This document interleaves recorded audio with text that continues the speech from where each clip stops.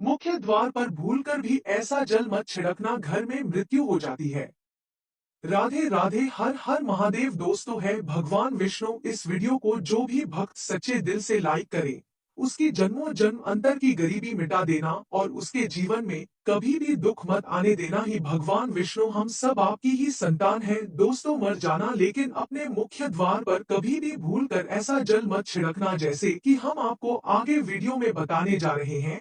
दोस्तों, मुख्य द्वार पर गलत तरीके से जल छिड़कने से हमारे घर की सुख समृद्धि चली जाती है और हमारा घर पूरी तरह से बर्बाद हो जाता है। और दोस्तों, हो सके तो जब भी घर के द्वार पर आप जल का छिड़काव करें, तब गणेश जी का यह मंत्र एक बार जरूर बोल, या फिर जब तक जल छिड़कते रहे तब तक इस मंत्र को अपने मन में गुनगुनाती रहे, जो मंत्र हम आपको कुछ ही देर बाद इस वीडियो में बताएंगे। दोस्तों, वीडियो में हम आपको यह भी बताएंगे कि मंदिर में जो एक लोटा जल रखा जाता है उसका क्या करें, और मंदिर का लोटा कैसा हो, पीतल का हो या तांबे का, और मंदिर में जो एक लोटा जल रखा रहता है हम उस जल को कहां पर डालें, तुलसी के पेड़ में डालें या गमले में डालें, या फिर ऐसे ही इधर उधर डाल दें। दोस्तों, हम इस वीडियो में आपको इन सभी जानकारी के बारे में आगे आपको बताएंगे। दोस्तों, अगर आप चाहते हैं कि आपको यह जानकारी पूरी मिले तो आप इस वीडियो को बिल्कुल भी बीच में छोड़कर मत जाइएगा, क्योंकि दोस्तों, अगर आपको वीडियो छोड़ना ही है तो आप इसको अभी छोड़कर जा सकते हैं।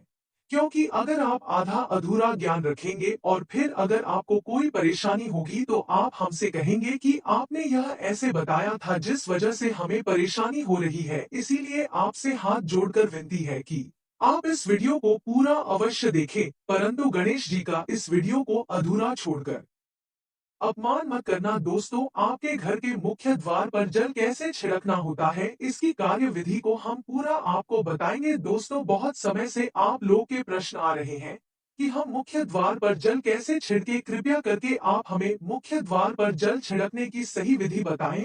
और दोस्तों, बहुत से लोगों के मन में यह भी सवाल आता है कि आखिर में हमें अपने घर के मुख्य द्वार पर जल को किस समय छिड़कना चाहिए। क्या मुख्य द्वार पर जल छिड़कने के लिए स्नान करना आवश्यक होता है, या फिर हम बिना स्नान किया ही अपने घर के मुख्य द्वार पर जल छिड़क सकते हैं? झाड़ू लगाने से पहले या फिर बाद में जल छिड़कना चाहिए कि नहीं? इन सारे प्रश्नों का जवाब हम आपको इस वीडियो में देंगे। दोस्तों, बहुत सी माताएं बहनों के मन में एक यह सवाल भी आता है कि क्या हम पीरियड में अपने घर के मुख्य द्वार पर जल छिड़क सकते हैं? इससे हमें कोई पाप तो नहीं लगेगा, या फिर ऐसा करने से हमारे घर में दुर्भाग्य तो नहीं आएगा? दोस्तों, घर के मुख्य द्वार का छिड़काव करना अति आवश्यक होता है, या फिर घर के मुख्य द्वार पर दीपदान करना भी बहुत ही आवश्यक है। और जल से ही जुड़ा एक और प्रश्न न आप सभी का आता है कि हम जो प्रतिदिन अपने घर में मंदिर में एक लोटा जल भरकर रखते हैं, उसे जल का हमें किस तरह से प्रयोग करना चाहिए? क्या हम उसे खाने में प्रयोग कर सकते हैं, या फिर हम उसे अपने घर के जाल में डालकर पी सकते हैं? क्या हम उसे पेड़ पौधे में डाल सकते हैं? उसे जल का प्रयोग आखिर हम किस प्रकार से करें? दोस्तों, कुछ लोगों का कहना होता है कि जब भी हम मुख्य द्वार पर जल छिड़कते हैं तो घर के अंदर की तरफ से जल छिड़क या घर के बाहर की तरफ से जल का छिड़काव करें। दोस्तों, हम सबके मन में यह बहुत सारे प्रश्न आते हैं जिनका उत्तर शायद हमें किसी वीडियो में अच्छी तरह से नहीं मिल पाता है। इसीलिए आज मैं आप सबकी शंका को दूर करने के लिए घर के मुख्य द्वार पर किस प्रकार से जल छिड़कना चाहिए, इससे संबंधित यह वीडियो लेकर आई हूँ। कई लोग ऐसे भी होते हैं जो फ्लैट में रहते हैं, कुछ ऐसे लोग हैं जो किराए के मकान में रहते हैं, कुछ लोग ऐसे हैं जो सिर्फ एक ही कमरे में अपना गुजारा करते हैं। तो उन्हें अपने घर पर मुख्य द्वार पर दीपदान किस प्रकार करना चाहिए, और किस प्रकार उन्हें अपने घर के मुख्य द्वार पर जल छिड़कना चाहिए, इसके बारे में हम आपको अवश्य बताएंगे। दोस्तों, देखिए, अगर आप अपने घर के मुख्य द्वार पर जल छिड़क रहे हैं तो आपको इस बात का विशेष ध्यान रखना है कि जो जल है वह एक दिन पहले, मतलब रात को सोने से पहले, एक पत्र में आपको भर लेना है। जैसे कि आप एक तांबे का भी पत्र ले सकते हैं, और तांबे का पत्र ना हो तो आप एक पीतल का पत्र भी ले सकते हैं, और अगर पीतल का भी पत्र ना हो तो आप स्टील का पत्र ले सकते हैं, चांदी का भी ले सकते हैं। जो भी पत्र आपके पास है आपको वही लेना है। ऐसा नहीं है कि आपको मार्केट से नया खरीद कर लाना है। जो भी पत्र आपके घर में है, आप उसी का उपयोग कर सकते हैं। दोस्तों, आपको एक लोटे में थोड़ा सा गंगाजल डालना है और उसके ऊपर शुद्ध जल भर दीजिए और गंगाजल ना हो तो भी परेशान होने की आपको बिल्कुल भी आवश्यकता नहीं है, सिर्फ आप अपने घर का शुद्ध जल ही अपने लोटे में भर सकते हैं और उसे जल से भरे पत्र को अपने घर की रसोई में रख दीजिए। दोस्तों, अब जैसे ही आप अगले दिन सुबह उठे तो स्नान से निवृत्त होकर या फिर अगर आप किसी कारणवश स्नान नहीं कर पाते हैं तो इस जल को सुबह उठकर अपने घर के मुख्य द्वार पर छिड़काव करें। दोस्तों देखिए, जब घर के मुख्य द्वार पर वह जल छिड़का जाता है तो वह सुबह सबसे पहले उठकर ही घर के मुख्य द्वार पर छिड़क दिया जाता है। अगर दोस्तों यह उपाय तरीके से तौर पर किया जाता है तो हमारे घर में कैसी भी परेशानी हो, किसी भी प्रकार के दुख दर्द रहते हो, हमारे घर में गरीबी हो या फिर गृह क्लेश बनी रहती है और हमारे घर से कभी भी क्लेश खत्म होने का नाम नहीं लेती है। मतलब कि दोस्तों, अगर हमारे घर में किसी प्रकार की नकारात्मक ऊर्जा है जिससे आप बहुत परेशान हैं और आप बहुत परेशानियों से घिरे हुए हैं और आप बहुत समय से इन परेशानियों से निकलने की कोशिश कर रहे हैं, लेकिन आप निकल नहीं पा रहे हैं। तो ऐसे में घर की रसोई में रखा हुआ जल घर के मुख्य द्वार पर सुबह उठकर छिड़का जाता है। इस जल के छिड़काव से आपके घर की सारी परेशानी बहुत ही शीघ्र समाप्त हो जाती है और आपके घर में ग्रहों के लिए और मनमुटाव भी दूर होने लगता है और धीरे धीरे घर में प्रेम भरने लगता है और हमारे घर में धीरे धीरे सुख समृद्धि भी आने लगती है और हमें बीमारियों से मुक्ति मिलती है। दोस्तों, मतलब यह है कि किसी भी प्रकार की मानसिक परेशानी है जिससे आप उभर नहीं पा रहे थे या फिर आपको आर्थिक तंगी है, आपके घर में कोई वास्तु दोष है जो कि खत्म होने का नाम नहीं ले रहा है, किसी प्रकार का ग्रह दोष है, जैसे कि कई बार ऐसा होता है कि लोगों के ऊपर कई प्रकार के बुरे ग्रह दोष का प्रभाव हो जाता है जिसके कारण उसे बहुत सारी परेशानियां और दिक्कतों का सामना करना पड़ता है और उसकी परेशानी दिन ब दिन बढ़ती जाती है। इन सभी को समाप्त करने के लिए सुबह उठकर घर के मुख्य द्वार पर जल छिड़का जाता है। दोस्तों, ऐसा करने से हमारे घर में ग्रह दोष के प्रभाव धीरे धीरे कम होने लगते हैं। वास्तु दोष और पितृ दोष भी धीरे धीरे समाप्त हो जाता है और हमारे पितृगण हमें अपना आशीर्वाद देने लगते हैं। इसके साथ ही जैसे कि बहुत से लोगों के प्रश्न होते हैं कि उनके ऊपर किसी ने कुछ करवा दिया है जिसकी वजह से वह अपने जीवन में परेशानियों का सामना कर रहे हैं और उनके घर में तरक्की नहीं हो रही है और लगातार परेशानियां बढ़ती जा रही है और उनको इन चीजों को दूर करने का कोई उपाय या कोई रास्ता नहीं मिल रहा है। तो दोस्तों, अगर आप घर के मुख्य द्वार पर इसी लोटे से जल का छिड़काव करेंगे तो आपकी परेशानी धीरे धीरे स्वेटर ही समाप्त हो जाएगी। तो यह घर की सभी परेशानियों से मुक्ति पाने का रामबाण और सबसे सरल, सबसे आसान और सबसे जल्दी लाभ देने वाला उपाय होता है। दोस्तों, जो हमारे शास्त्रों में वर्णित है, तो आप अपने घर की रसोई में एक लोटा भरकर जल अवश्य रात में रखें और प्रातः काल जल्दी उठकर इस जल से अपने घर के मुख्य द्वार पर छिड़काव करें। अब जैसे कि बहुत से लोगों के प्रश्न आते हैं कि यह जल हमें अपने घर के मुख्य द्वार पर छिड़कना चाहिए, तो देखिए, सुबह सूर्योदय होने से पहले आप इस जल का अपने घर के मुख्य द्वार पर छिड़काव कर सकते हैं। लेकिन दोस्तों, आपको इस बात का विशेष ध्यान रखना है कि आपको इस जल को घर के मुख्य द्वार पर सूर्य उदय होने से पहले ही छिड़क देना है। दोस्तों, अब यह प्रश्न है कि हमें इस जल का छिड़काव अपने घर के मुख्य द्वार पर स्नान किए बिना या स्नान करके छिड़कना चाहिए। तो देखिए दोस्तों, हम जब भी अपने घर के मुख्य द्वार पर जल छिड़कते हैं तो मतलब यह एक उपाय होता है, इससे हमारे परेशानियां दूर होती हैं। तो जब हम सुबह जल्दी उठते हैं और उठकर सबसे पहले घर की रसोई में जाएंगे, उसके बाद उसे जल को लेकर आप घर के मुख्य द्वार पर जाएंगे और मुख्य द्वार पर जाने के बाद अपने घर के में गेट को खोलकर उसे द्वार पर इस जल का छिड़काव करेंगे। जल का छिड़काव करते समय अपने पितरों का ध्यान कीजिए और माँ लक्ष्मी का ध्यान कीजिए, क्योंकि कहा जाता है कि सुबह सुबह माँ लक्ष्मी प्रत्येक व्यक्ति के द्वार पर आती हैं और जिन व्यक्ति ने अपने घर पर मुख्य द्वार पर जल का छिड़काव किया हुआ होता है तो मां लक्ष्मी उनके घर में उनके द्वारा ध्यान करने से वह उनके घर में सीधी प्रवेश कर जाती है और आपको अपने घर की मुख्य द्वार पर जल छिड़कने के बाद कहना है कि है माता लक्ष्मी, मैं आपका अपने घर में स्वागत करती हूँ। आप आकर हमारे घर में अवश्य पधारे और इसके बाद अपने पितरों का ध्यान कीजिए, क्योंकि हमारे घर की दहलीज वही होती है जिसमें माता लक्ष्मी और पितरों का वास माना जाता है। तो आप जब घर की दहलीज पर जल के छींटे लगते हैं तो इससे आपके पितरी बहुत ही प्रसन्न होते हैं और उन पर अपना आशीर्वाद बनाए रखते हैं।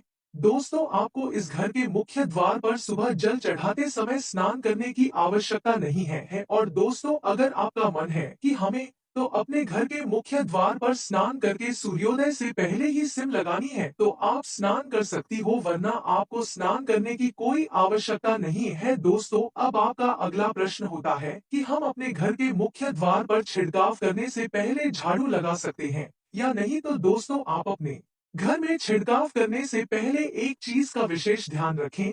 जब हम सोकर उठते हैं तो सबसे पहले बिस्तर पर बैठे हुए ही हमें अपनी दोनों हथेलियां को जोड़कर और दोनों हथेलियां को सामने से जोड़कर पूरी हथेली को देखते हैं, क्योंकि हमारी हथेली में माँ लक्ष्मी का वास होता है, इसीलिए हमें माँ लक्ष्मी का ध्यान करना चाहिए। उसके साथ ही आप 5 देवताओं का ध्यान किया जाता है, उनमें से माँ दुर्गा, भगवान शिव, भगवान श्री हरि, विष्णु, गणपति जी और भगवान सूर्य देव। इन 5 देवताओं का ध्यान करके हमें अपनी हथेलियां देखना है और देखते समय उसके बाद हमें एक मंत्र का उच्चारण करना है। कराग्रे वस्ते लक्ष्मी कर, मध्य सरस्वती कर, मूले तू गोविंदम प्रभाते कर दर्शनम। दोस्तों, आप चाहे तो इस मंत्र का उच्चारण कर सकते हैं और आप चाहते हैं कि हमें इस मंत्र का उच्चारण नहीं करना है तो वह आपकी मर्जी, वरना आप अपने इष्ट देव का भी ध्यान ध्यान कर सकते हैं और 5 देवताओं का भी ध्यान आप अपनी हथेलियां में कर लीजिए। उसके बाद दोनों हाथ जोड़कर सभी देवताओं को प्रणाम किया जाता है। दोस्तों, उसके बाद अपने हाथ से पृथ्वी का स्पर्श किया जाता है। दोस्तों, जब भी हर दिन बिस्तर से नीचे अपने पर रखें तो उससे पहले आपको धरती माँ को स्पर्श करके उनको छूकर प्रणाम करना होता है 2 बार या 3 बार। उसके बाद आप अपना दाहिना पांव पृथ्वी पर रख सकते हैं।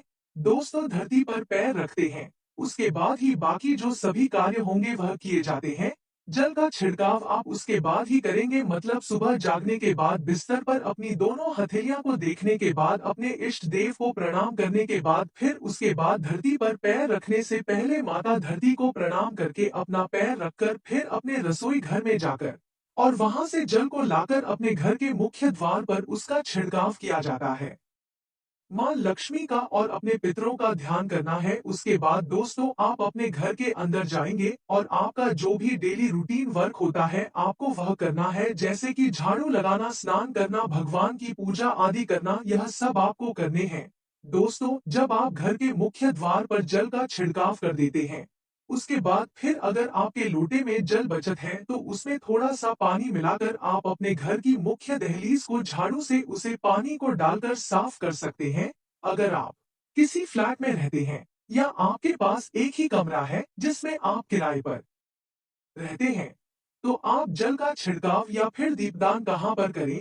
किसी हम अपना मुख्य द्वार में जो आपका अपना कमरा है या फिर जो फ्लैट है आप जहां पर अपना नाम प्लेट लगा हुआ है आप इस स्थान पर दीपदान कर सकते हैं और उसी स्थान पर आपको जल का छिड़काव करना है। मतलब दोस्तों, अगर आप कमरे में रहते हैं तो आपको अपने कमरे की मुख्य दहलीज पर जल का छिड़काव करना है और वहीं पर आप दीपदान भी करेंगे, जो कि आपके लिए वह घर का मुख्य द्वार माना जाएगा। दोस्तों, इसके बाद आपका अगला प्रश्न है कि क्या हम अपने घर की दहलीज पर जल का छिड़काव पीरियड्स में कर सकते हैं?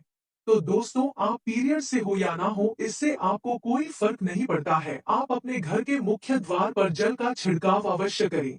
लेकिन दोस्तों, रही बात दीपदान करने की, तो दोस्तों देखो, जब भी हम दीपदान करते हैं तो दोस्तों यह एक धार्मिक कार्य में आता है, क्योंकि दोस्तों हम जब पीरियड से हो जाते हैं तो हम भगवान की पूजा पाठ नहीं करते हैं।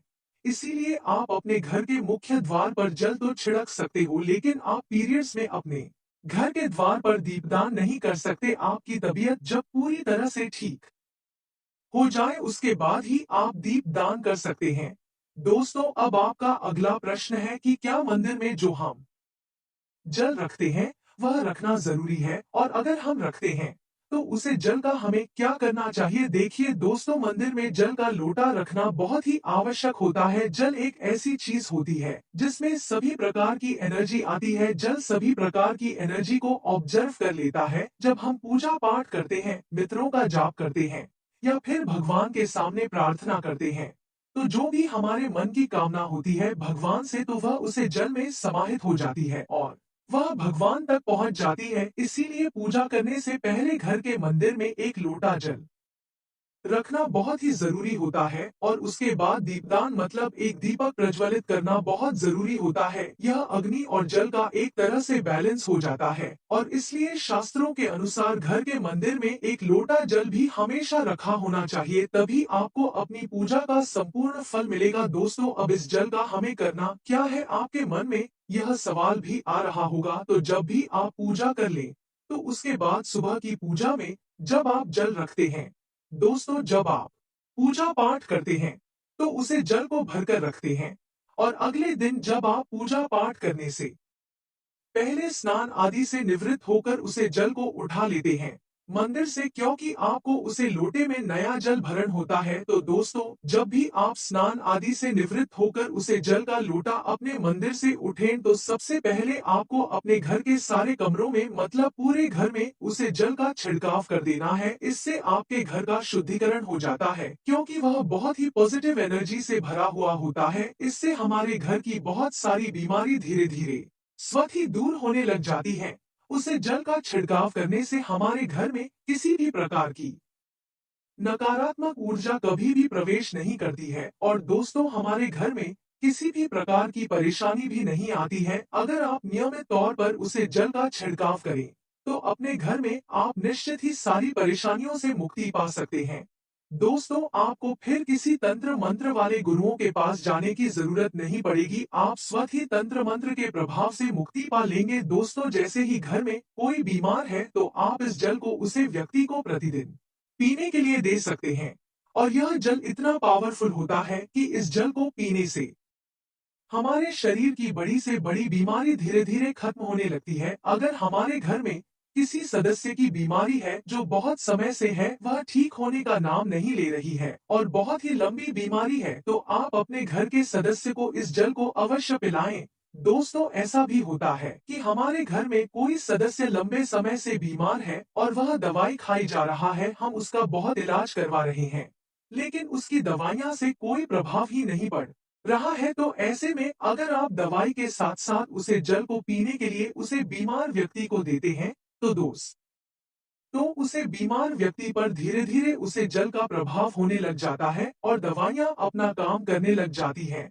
अगर आपकी परिवार में गृह क्लेश अधिक होता है, हमेशा परिवार के बीच में सामंजस्य नहीं बनता है, आपस में लड़ाई झगड़े होते रहते हैं, तो परिवार के सभी सदस्यों को इस जल को थोड़ा थोड़ा पी लेना चाहिए। इससे आपसी मनमुटाव दूर होगा और घर के सदस्यों में प्रेम बढ़ने लगता है और सभी के विचार सकारात्मक होने लगते हैं, जिससे उनके बीच लड़ाई झगड़ा समाप्त हो जाता है और सब प्रेम पूर्वक रहने लगते हैं। दोस्तों, यदि आपकी कोई दुकान है या आप कोई व्यापार चलाते हो, तो आपको प्रतिदिन इस जल को थोड़ा सा ले जाकर अपनी दुकान और व्यापारिक स्थल पर जरूर छिड़कना चाहिए। इससे आपका काम, दुकान का काम, व्यापार बहुत अच्छे से चलने लगेगा। दोस्तों, लेकिन आपको एक बात अवश्य ध्यान में रखनी है कि मंदिर में रखा लोटा जल आपको कभी भी तुलसी में अर्पित नहीं करना चाहिए, इससे आपको पाप लग सकता है। उसके लिए आप अलग से एक तांबे के पत्र में जल भरकर तुलसी को अर्पित कर सकते हैं, क्योंकि दोस्तों, यह जल सभी देवी देवता ग्रहण करते हैं,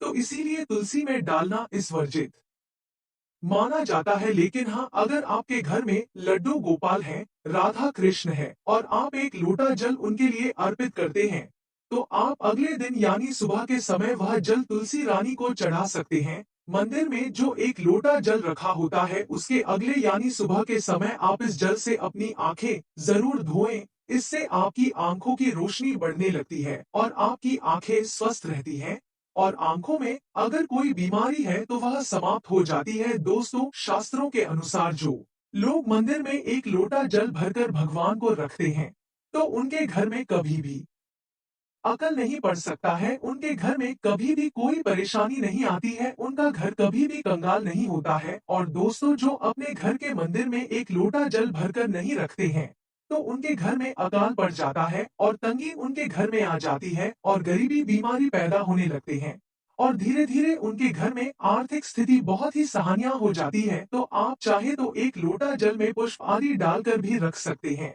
इसे बहुत ही शुभ माना जाता है। दोस्तों, अगर आप अपने घर में इस जल का छिड़काव करते हैं और दोस्तों अगर फिर भी उसमें से थोड़ा बहुत जल बच जाता है, तो आप उसे जल का छिड़काव या उसे जल को अपने घर के पेड़ पौधों में भी डाल सकते हैं। इससे हमारे पेड़ पौधे एकदम बढ़िया रहते हैं।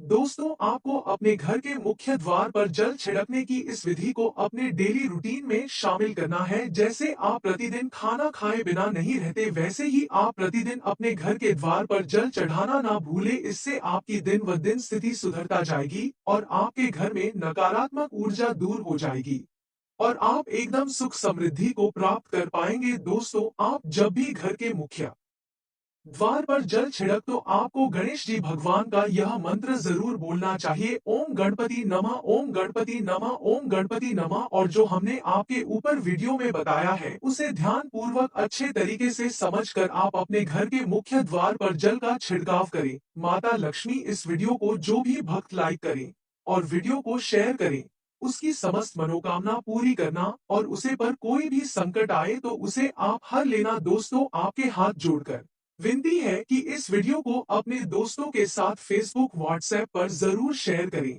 ताकि इस पावरफुल उपाय को हर कोई समझ पाए और अपने जीवन में उसे उतर पाए। दोस्तों, अब हम आपसे अगली वीडियो में मिलेंगे, तब तक के लिए धन्यवाद। और अगर आपको वीडियो अच्छी लगी है तो कमेंट बॉक्स में जय श्री राम अवश्य लिखें।